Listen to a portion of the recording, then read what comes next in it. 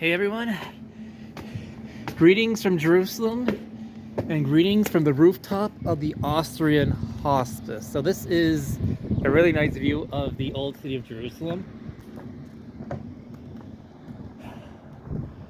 That's someplace in the Muslim quarter. That is of course the Dome of the Rock. There you have the Lutheran Church. I believe that's the Lutheran Church of the Redeemer. Those two domes there. And that's the Church of the Holy Sepulchre.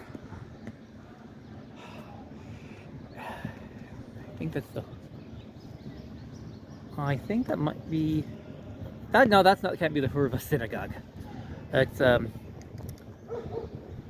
Yeah. So this is the Austrian Hospice. And let's see if you can see the Damascus Gate now. The Austrian Hospice is a great place to stay. It's a bit of a pricey hotel in a certain sense, but it is definitely worth it. Especially for only staying for a night or two. Complimentary breakfast, and no, they didn't pay me. I'm not sponsored by them to say this or anything like that. It's just I stayed here and it was really nice. Also, and this is on the down low, this is actually home to one of the traditional Latin Mass communities in Israel or Palestine, depending on your point of view about the politics here, which is something I'm going to be staying out of on this channel. They have a traditional Latin Mass around 4 o'clock with the blessing of the Patriarch. Now, it's an adult tea allowance for Priestly Fraternity of St. Peter. Again, they did not ask me to advertise this, so no one please come at them. If you're a crazy Novus they try to keep it on the down low on the Christian Information Center. But I thought I would, while I'm here talking about how I would handle things church-wise as a traditional Catholic in Jerusalem. So it all really depends on your point of view as a traditional Catholic about the new Mass and who you align with. So those who don't know, traditional Catholics actually do disagree among themselves about how, largely, especially when it comes to how to handle the new Mass in Vatican II, practical terms. So if you're a member, if you are totally diocesan aligned, don't support the SSPX, etc., then you might be quite comfortable and fine here. You might be perfectly fine going at the 4 o'clock Sunday evening Mass here. And I think that you can have Mass during the week. There's also other options here if you are willing to go to the Novus Ordo. I passively attended Novus Ordos. So Novus Ordos here, and it's mixed, honestly. It's not too crazy, but it kind of reminds like a normal Novus Ordo Missa you would get back home. So Church of Holy Sepulchre, from understand, will be quite reverent as well.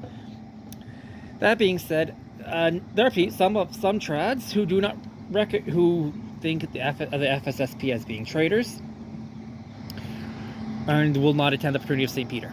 I myself am a Novus Ordo non-attending, meaning I do not attend the new rite of Mass, period. Full stop, I won't go. Forget it, don't even bother asking me. So how do I handle it? I usually survive off of Eastern churches. There are 4 options in the old city of Jerusalem. There are currently the Melkites, who they're pretty well, essentially, aside from delatinization, occasionally they have some females as altar servers, which honestly they're not as near the altar as other people. Sometimes they use some English for not English as well, which I prefer they just use Arabic.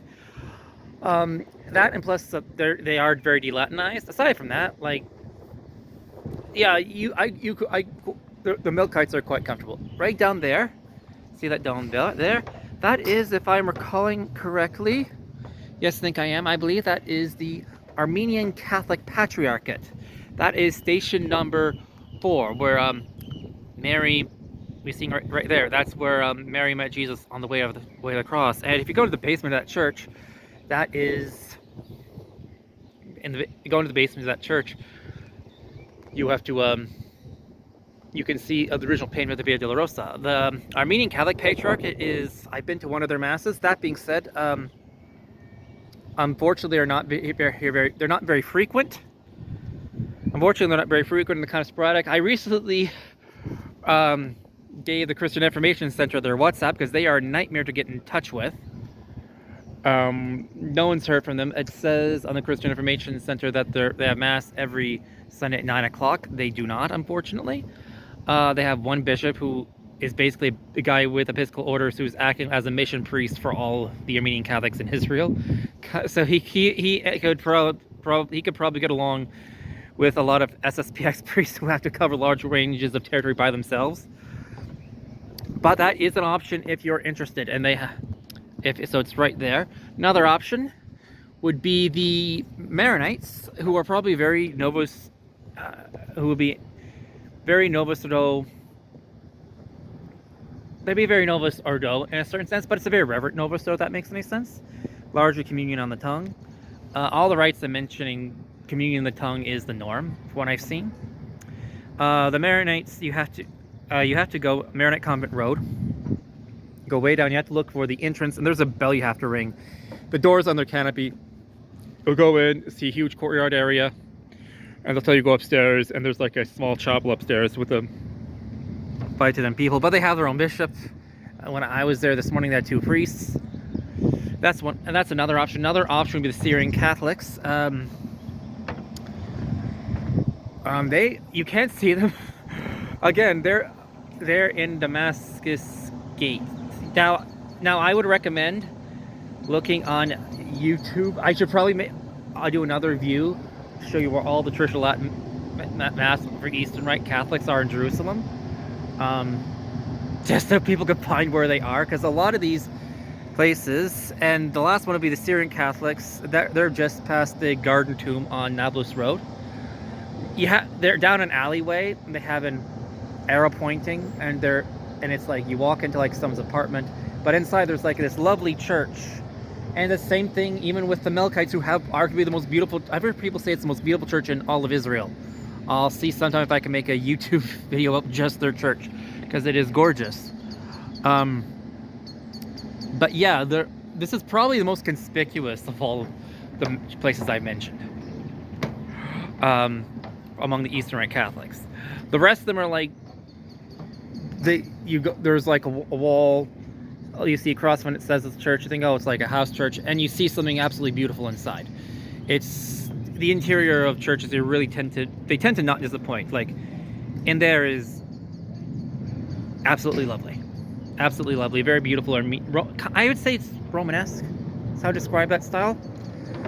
But yeah, as for confession, that's another difficult thing. Again, depends on your approach. It depends on your approach and how you approach things. So if you're a member of the fraternity, so again, if you were like Fraternity St. Peter aligned, if you're perfectly okay with attending the new Mass, like, it shouldn't be too hard. There's a lot of diocesan priests. That being said, it shouldn't be too hard. Eastern Rite Church priests, the retired bishop of Muslims are here as well, in case you're wondering.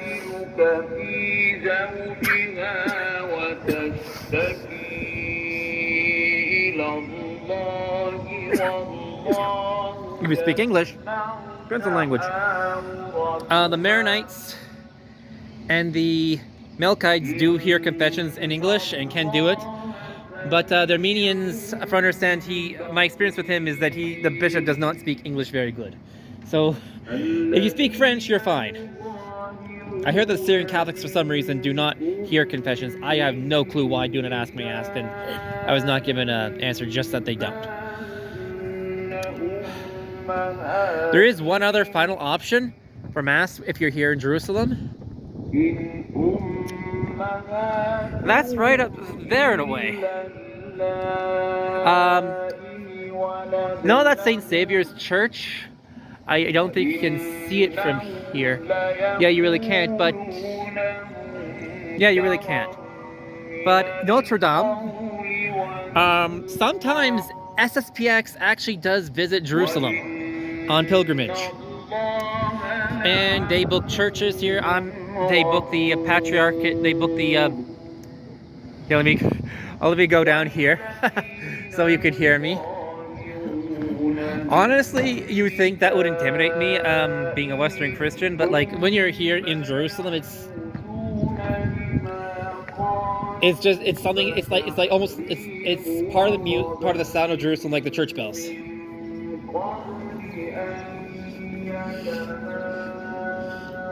Okay. Yeah, so if you go to the SSPX, by the way, if you want to get it to the roof of the Austrian Hospice, it costs 5 shekels to get in. Put it to this box there.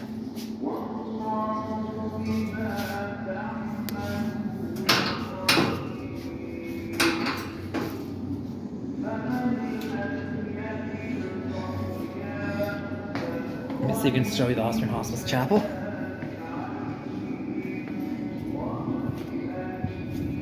There. Another option would be the SSPX. Oh, excuse me. Sorry, another option would be the SSPX. They do not come in very often though, and they come pilgrimage here. And I believe they had mass at the Holy Sepulchre, at Ein Karim, at Notre Dame. Again, for that, however, you would have to really coordinate with them, and I mean really coordinate with them, saying, I cannot, this has to be, my advice would be, reach out to them.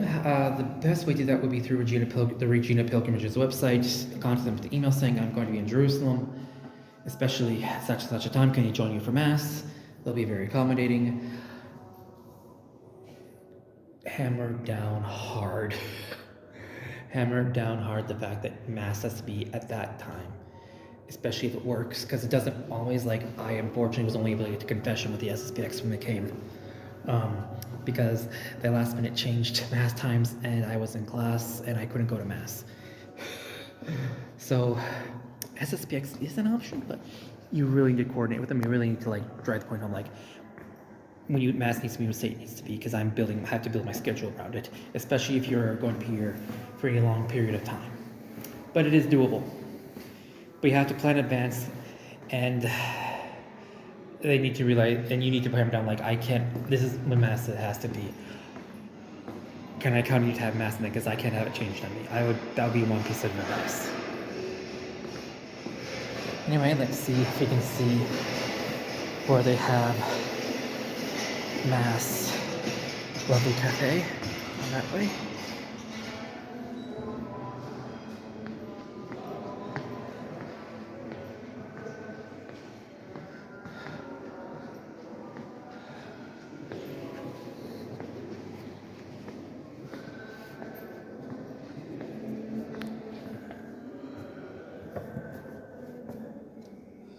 It's black in here.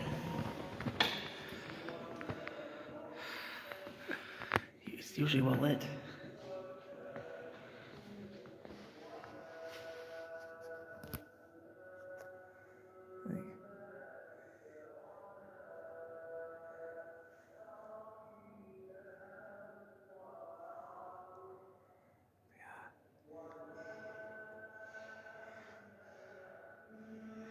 Unfortunately, the light's not here. It's not very good. This is the Chapel of Austrian Hospice, where they would say the Church of Latin Mass. If you're a fraternity of St. Peter line, that's what I recommend. And if you, I don't think there are any explicitly civically conscious priests here. But and if that's the only way to do it, you could always do pray from missal by yourself on Golgotha, if nothing else. So if you're stuck without the Mass, you know, it's a nice play. If that's your being anyway, might as well just say your Sunday prayers by yourself on Golgotha rather than your living room. It's winter, that's why the doors are all closed. Let me see if I can show you some of the gardens.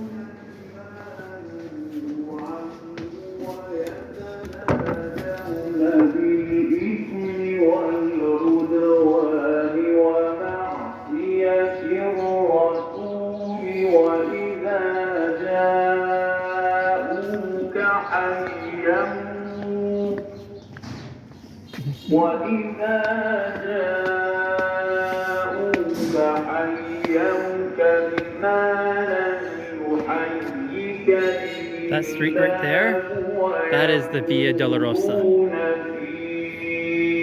It's just right in the corner of Via Dolorosa and another road.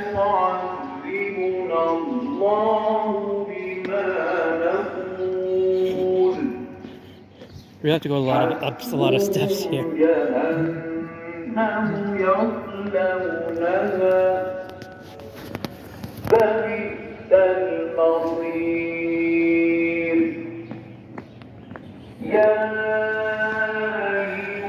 So that's the Austrian Hospice, and that's some places, if you're a traditional Catholic in Jerusalem, where you can go to Mass.